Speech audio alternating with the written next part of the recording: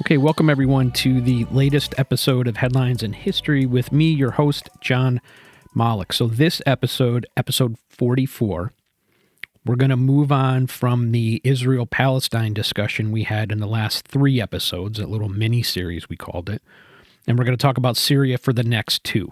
We're going to talk a little bit about the Syrian history, headlines in history, right? We're going to talk about the history first, and then next episode, episode 45, we'll kind of discuss the Assad regime, which is the regime in Syria that just fell, if you will. It's been in power since the 70s when the father was first in charge, and what it might mean for Syria going forward, what it means for the region, not only in the Middle East, but potentially globally, and that's because there are some major players that are influential in what's happening in Syria now and have some stake in the game. Russia in particular, the United States, Turkey, and then even more locally, Iraq and Israel and others. And so it's an interesting topic, and it is also directly related, or I guess indirectly is a better way to say it, indirectly related to October 7th, and is kind of a result of the fallout of what happened on that day and some of the actions that Israel has taken in the region. I think you can directly correlate to the fall of Assad and his cronies and regime, if you will, in Damascus and what ended up happening to him. So, but in order to understand it fully, we got to go back. So we're going to go back a little bit. We're going to go back into history, get some understanding of what Syria is in particular. We'll quickly come forward in time. So we don't get lost in some of that deep medieval stuff that's going to lose everybody and just kind of stay in the relevant time frame. But nonetheless, we'll do some history, and then we're going to talk about the now. And then next episode we'll get again, as I had said, we'll get a little bit into the future. So Syria, generally a Arab Sunni population. There are plenty of other ethnicities, Turkmen, there are Christians, Kurds, so there's a broad swath of peoples and religions that are in Syria, but generally speaking, it's considered a Sunni Arab country. For many years, it was led by those in the Ba'ath Party, and you may have heard Ba'ath Party before from our talks on Iraq, because that's the party that was in charge of Iraq during Saddam Hussein's years, and even before, but nonetheless, Saddam was a Ba'ath Party member, and Saddam was a Sunni Arab himself, and so it was often said that the Ba'ath Party is a Sunni Arab political movement, and it was in a lot of ways, and it was that way in Syria as well, but it became a little bit unique in that, and different from Iraq, in that there's a small Alawite sect that the Assad family, we'll talk about this in a second, but the Assad family was a part of, and they were proponents of, that was kind of they called it a religion that they supported and believed in, but is really an output. It's an indirect connection to Shiism. So yes, they were part of the Sunni Ba'ath Party as we understood it, but Alawite leaders, family members and friends, cronies of this Assad family that was in charge of Syria since the 70s, they put a bunch of their Alawite friends and family in control, and they became like the senior members and the controlling members of this Ba'ath Party, which again ended up being different from Iraq and other places in the Middle East that are Arab Sunni because of their distinct religious views. Now, we don't have to get too deep into this, but just because it's not so relevant that they were part of this Alawite sect, other than the fact that they were different. But there isn't.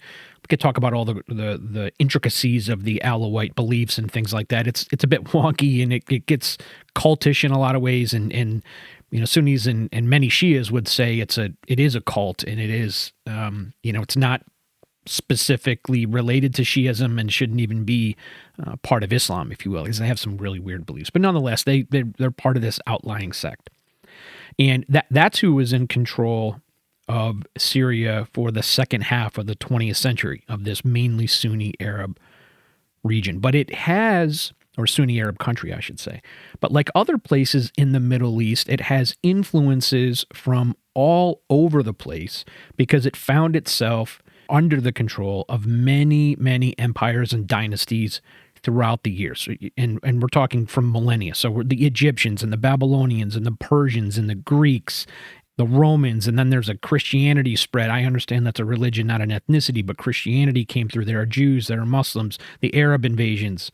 So throughout history, it is over and over and over, right? Some of the unique differences, I would say, that make Syria a bit unique is that it was the home of a very long time ago of the Aram Empire, Aram, and that's where we get the word Aramaic from. So there, if you've heard of the language Aramaic, that's pretty much the language that the Bible claims Jesus spoke, and which most Christians in the United States and in the West would understand what Aramaic is. Anyways, it came from Syria, the what is today's Syria. Obviously, it wasn't called Syria then, but what was the land of today's Syria, the empire, if you will, of Aram. It also was home to the city of Antioch, which was given that name by the Greeks.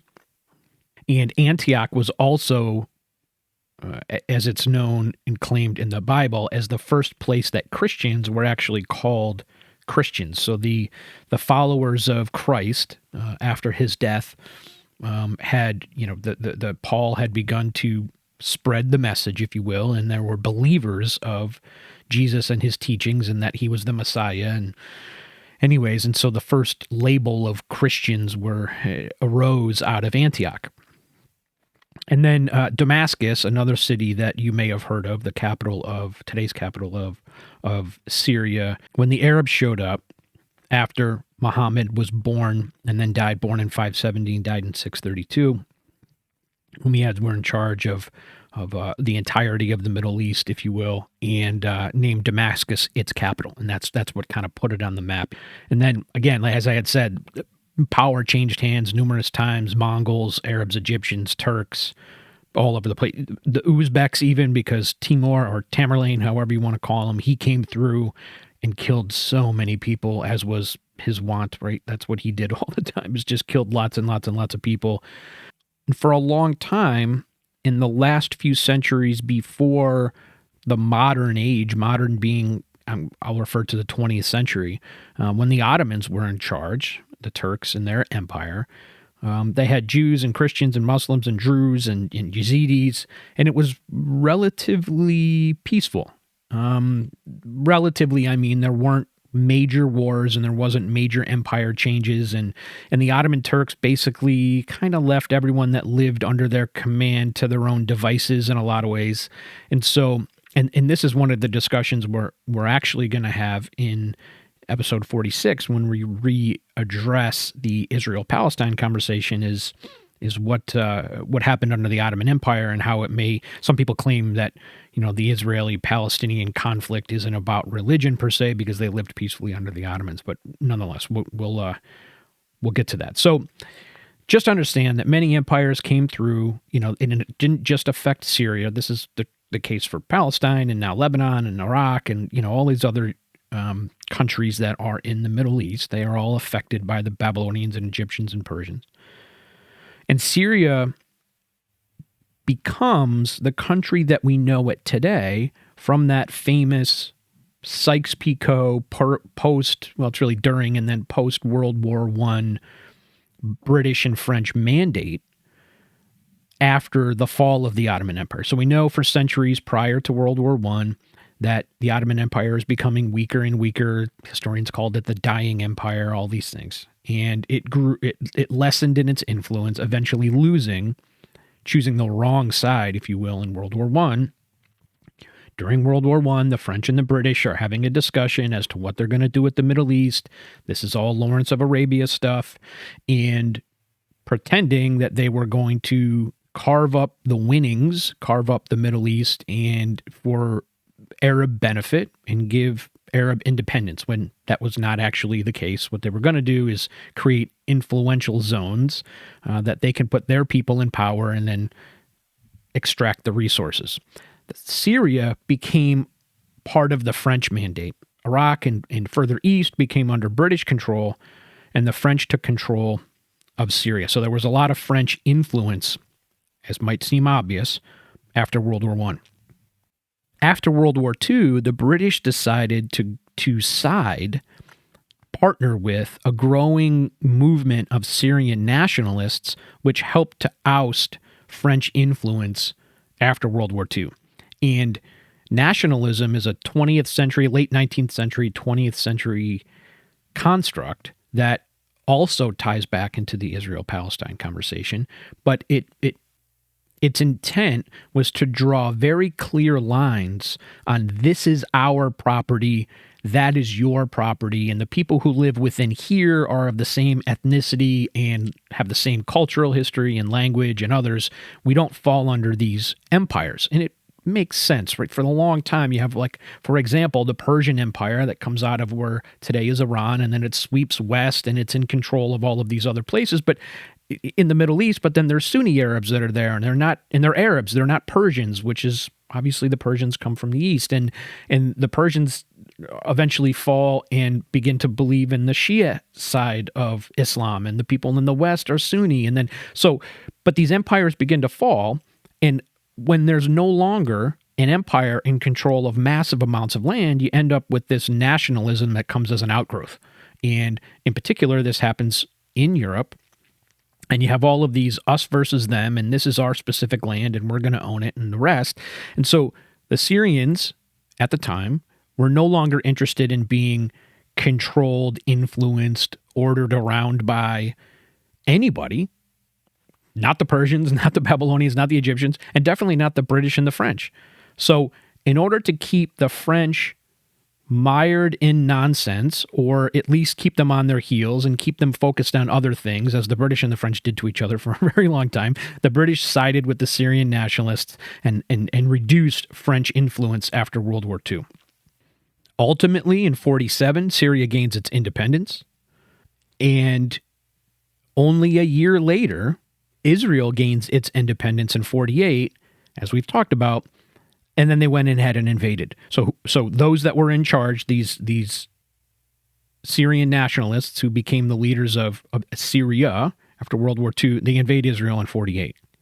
After that, we have a weird connection, interesting history, where Syria and Egypt joined together in what they called the United Arab Republic, the UAR, and this happened in 1958, I think I mentioned. So the whole plan there was to try and create, ultimately what Egypt was trying to do was try and create an Arab unified government in a way. They wanted to build this powerful Arab coalition in the region that they could use as a counterbalance to the increasingly powerful Israel. And Syria, again, they were on board with this in 1958, but they eventually got upset about it. And they were not interested in the father-son relationship, if you will, between Egypt and Syria, and they felt like they didn't have enough independence. There was no equal relationship there. And so that plan fell apart. It was, as an aside, Egypt wanted to spread the UAR concept beyond just Egypt and Syria. Syria just happened to be the first country and only country really to agree to it. And it never really panned out. It didn't work for Syria, and then it didn't work for anybody. So they went back to just understanding that they were going, and accepting that they were just going to be the countries that they were. Ba'ath Party eventually takes charge. They rise in Syria.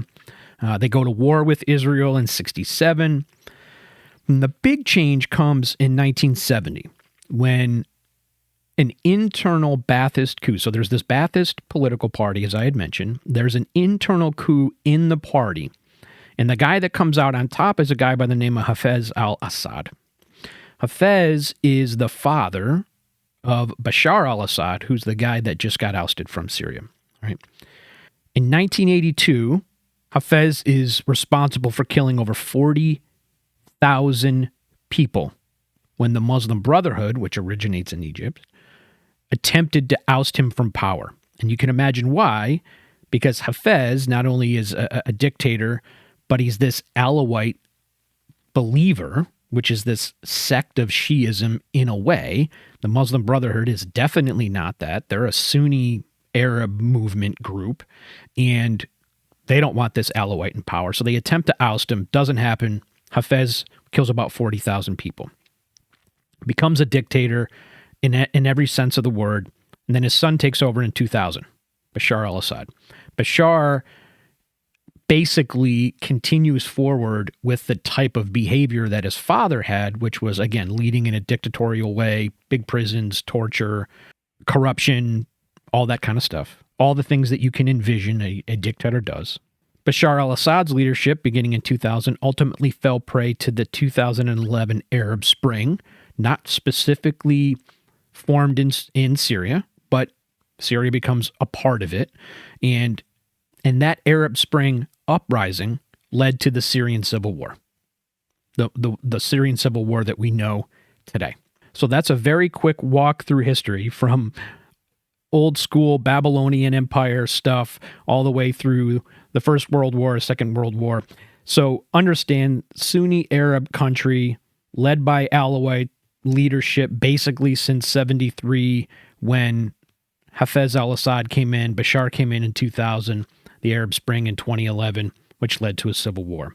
But I think it's useful that we should get a little bit more particular about what happened under Bashar, which will paint the picture more clearly for us why Syria was as vulnerable to the Arab Spring as some of the other countries.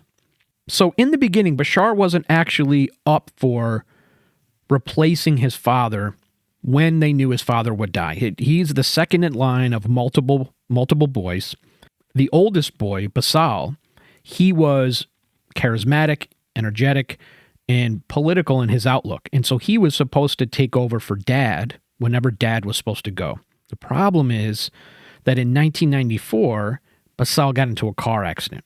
And so based on the lineage, then you come the second oldest boy, and that comes down to Bashar. Now, Bashar was an introvert, somebody not interested in political leadership. He was actually studying ophthalmology in London while his older brother was being groomed to take over for Dad.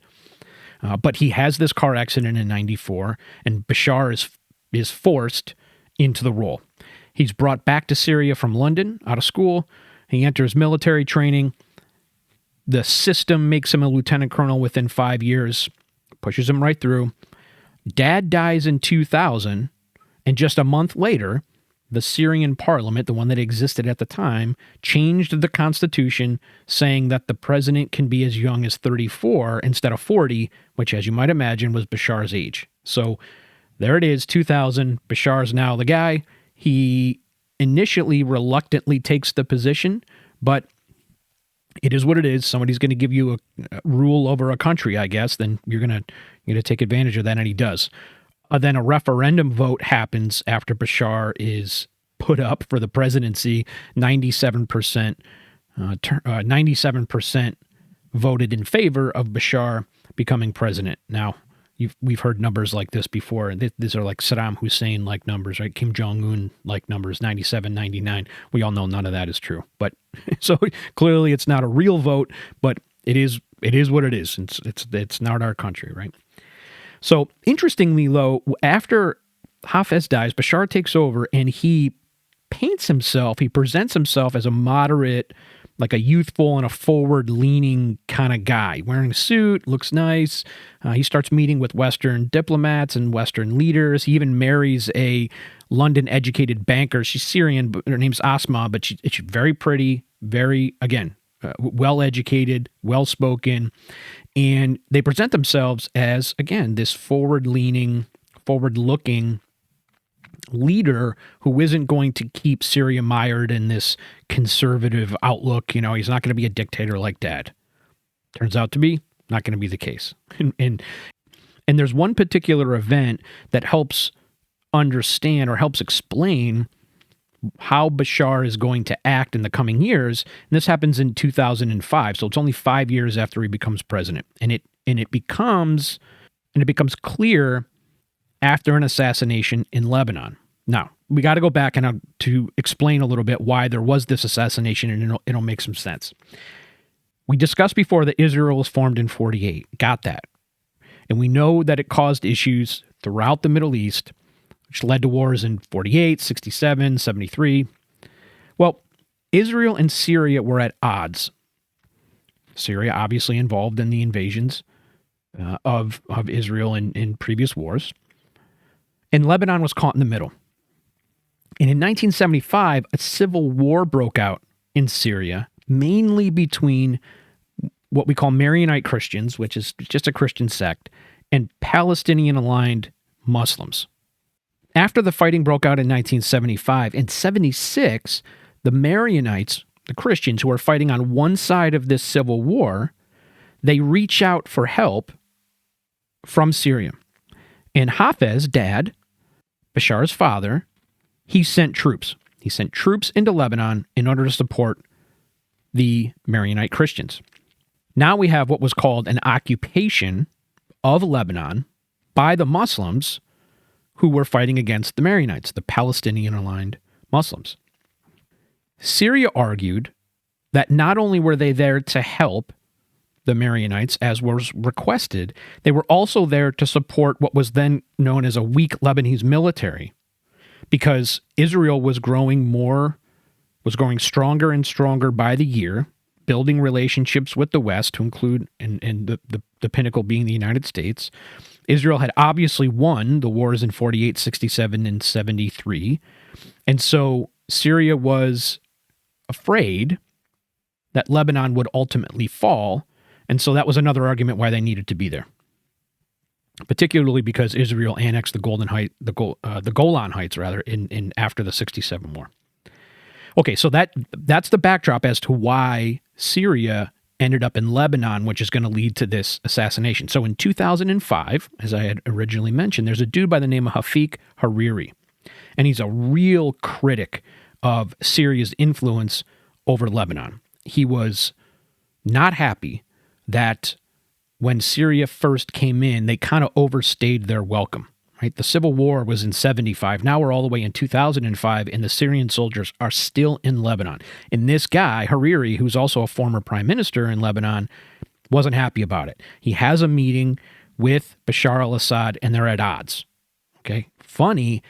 Not funny, but afterwards, very shortly afterwards, he's assassinated in a monster car bomb. 200 people are injured, 20 killed, and he's one of them. And everyone blames Assad, everyone in Lebanon blames Assad for this assassination. The UN investigates, believing that it's Hezbollah and Assad who are responsible. Now, you might ask yourself, why would Hezbollah work alongside Syria, the leader of Syria at least, to assassinate this Hariri character who doesn't want Syria in Lebanon any longer, because Syria was initially involved in the civil war to support the Maronite Christians. Well, that eventually flamed out. That relationship between the Maronites, when they asked the Syrians to come in, that went away, and the Syrians, being in Lebanon for decades, eventually grew a relationship with the Muslims on their side of the civil war. So now you have a Syrian leadership tied in with the Muslims, Hezbollah operating in Lebanon, connection there. The two of them come together and they work to assassinate Hariri in 2005. Oh, and come on, Hezbollah and the leadership in Syria, they both hate Israel, right? So there's another connection. But what happens? Often what happens is you'll have an uprising. Something happens after a monster event like this, and it does. And what you have in Lebanon is something called the Cedar Revolution. And it was this mass uprising that said, okay, enough of this Syria stuff. Just like Hariri was complaining about, we don't need Syria in Lebanon any longer. All you're doing is causing trouble, working together with another terrorist group, Hezbollah. Remember, just because Hezbollah operates in Lebanon doesn't mean that everybody in Lebanon supports Hezbollah. That's certainly not the case. And Bashar al-Assad decides that he's going to leave. So he does.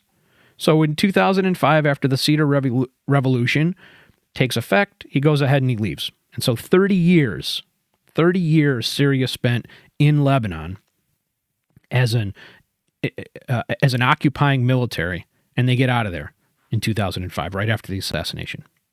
Now, you might be asking yourself, did Assad, was he ever found guilty, if you will? He claims he didn't do it, obviously, and nothing ever came of it because he became the leader of Syria and has been until just very recently. And then you might also ask yourself, well, what happened to this forward-leaning, moderate, youthful guy who took office initially in 2000, was trying to placate everybody? Well, it didn't turn out that he was really that guy, right? It was a mask. He was hiding his ultimate goals, which included becoming the dictator and controlling Syria to the best way that he could.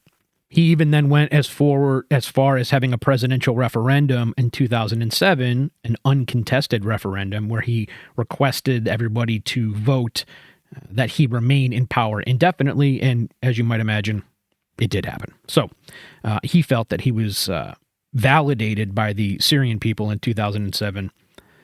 Okay. This is only a couple years before, boom, 2011, the Arab Spring. Specifically kind of starts in Syria, and the catalyst in southern Syria, I meant to say, and the catalyst specifically for Syria was when 15 really young boys were caught using graffiti, creating graffiti, pro-democracy graffiti, and they were put in prison. And they were put in a very famous prison, which we'll talk about at another time. But that's what helped, again, specific to Syria, spread the Arab protests and calling for reforms. Immediately, anti-Assad military forces, particularly one colonel and 6 of his buddies, they ended up creating something called the Free Syrian Army. They left Assad's military, seeing how the protests were going, looking at the world globe and seeing, oh boy, this is happening in more than just Syria. We might have an opportunity to take advantage of this here. They see Gaddafi leaving and potentially leaving at that point. And so they leave and they create their own force, the Free Syrian Army, to fight against Assad. Now, Assad calls it a global conspiracy led by countries both near and far. He specifically says, you can obviously read that means Israel and the United States. The Arab League kicks him out in 2011, and then the UN declares a full-scale war in 2012. So it doesn't take much time between 2011 and 2012 for this Free Syrian Army, which again started with just these 7 folks, a colonel and his 6 friends, to garner a lot of support, both internally and externally. A bunch more people left the army. And then you have other groups that are going to pop up. And again, we'll talk about them next episode, but you have other groups that pop up that aren't specifically aligned with the Free Syrian Army who say, well, yeah, we also want this Assad guy out, but we also have a different vision. But nonetheless, they continue to grow, and they become more powerful, even though they aren't directly working together. And you have this group of this amalgamation of groups that all have a unified goal, and that is ousting Assad. But they don't necessarily work together, but they're definitely not working with Assad, right? So it turns out to be this civil war, which is all the people who hate Assad and Assad. As I said in the beginning, this also affects other countries. So Russia and Iran step in, and they're in to support Bashar. Why? Well, Russia's involved because for 2 main reasons. One, they want access to warm water. There's a port in Syria on the Mediterranean that is really, really important to Russia. It's one of the only 2 places where Putin has access to warm water 365 days a year. Most of his ports are frozen over in the winter, and it's a key strategic asset to have this warm water port. Eventually, he gets another one in Crimea in 2014 later when he invades there, but for the time, it was really Syria.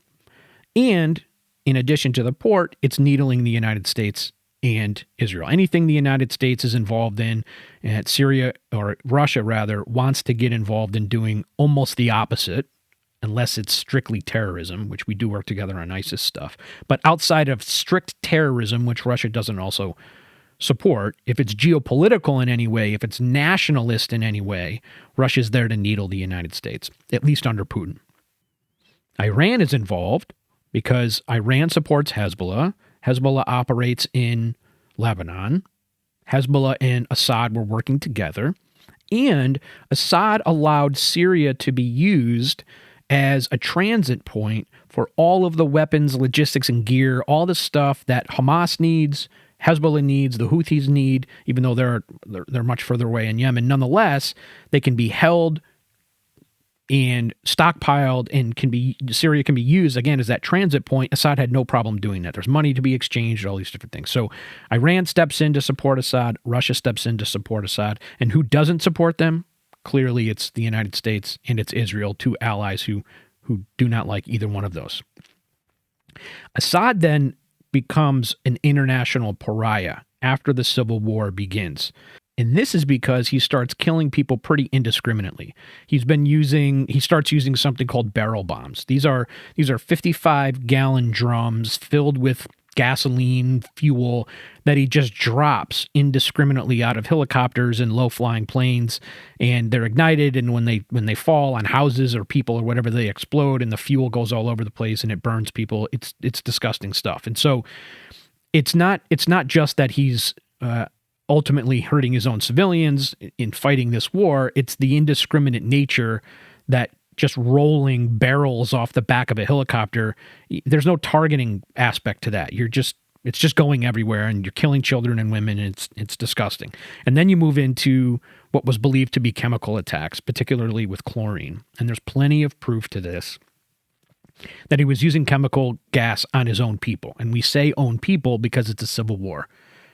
Just because, the SDF, we'll talk about it next episode, the Syrian Democratic Forces or whoever are fighting against Assad and they are the quote-unquote enemy, they're all still Syrians at the end of the day. So they really are his own people, and he's using chemical weapons. Now, he was asked on Charlie Rose, as a matter of fact, he did an interview in CBS, and Charlie asked him directly if he was using chlorine.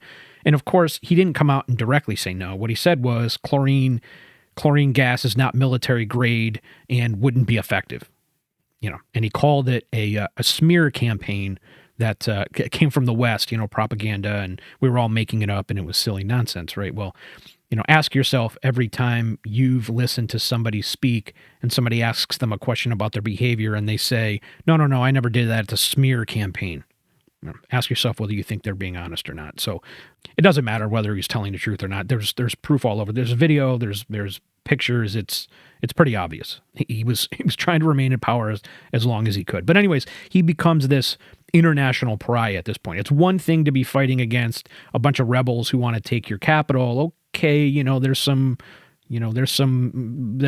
support there, if you will. Like, nobody wants their capital overturned, but you can't be rolling barrel bombs outside of the back of your helos. That doesn't work, at least in the Western ethic. He eventually realizes that he's becoming a pariah, out of the Arab League. He's losing support. Putin's his really only powerful supporter, semi-powerful being Iran. Globally powerful, if you will, is Putin. So he kind of shifts the mode. He puts his peacemaker hat back on and he starts placating former allies in the region, and it works. He rejoins the Arab League in 2023, and as a matter of fact, Saudi Arabia even reopened. They had closed years earlier. Had reopened an embassy in 2024, thinking that Bashar was being semi-honest and maybe didn't want to.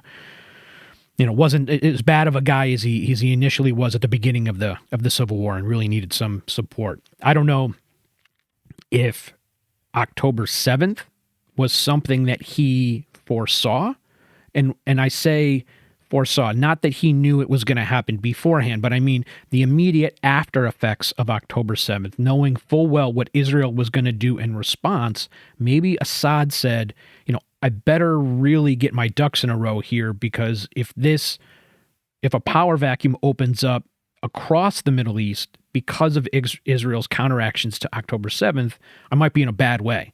And so he again, re-engaging with former allies in an attempt to remain in power. It obviously didn't work, because within the last 6 weeks, Assad has been gone, and this is why we're 4 to 6 weeks, and this is why we're having this discussion today. Okay, this is the beginning. Multicultural, lots of people live in Syria, many empires, as we discussed, but really just a majority Sunni Arab country led by an Alawite leader since 73, Hafez al-Assad, and then his son Bashar al-Assad. Bashar tries to say he's a good guy, turns out to be not so much of a good guy. Sends troops into Lebanon for 30 years. That causes dissonance throughout the region. He aligns with Hezbollah and then falls prey to the 2011 Arab Spring that's moving across the region, and ultimately is ousted in 2024. And we'll talk about specifically how that happened next episode. So Thanks for joining me here today. Episode, what is it? We're 44. The background on Assad's fall here on Headlines in History. Feel free to head out to headlinesinhistory.com. Contact me, shoot me an email through there if you like. Find me on social, Blue Sky, X, YouTube, all the places. And I look forward to seeing everybody next episode.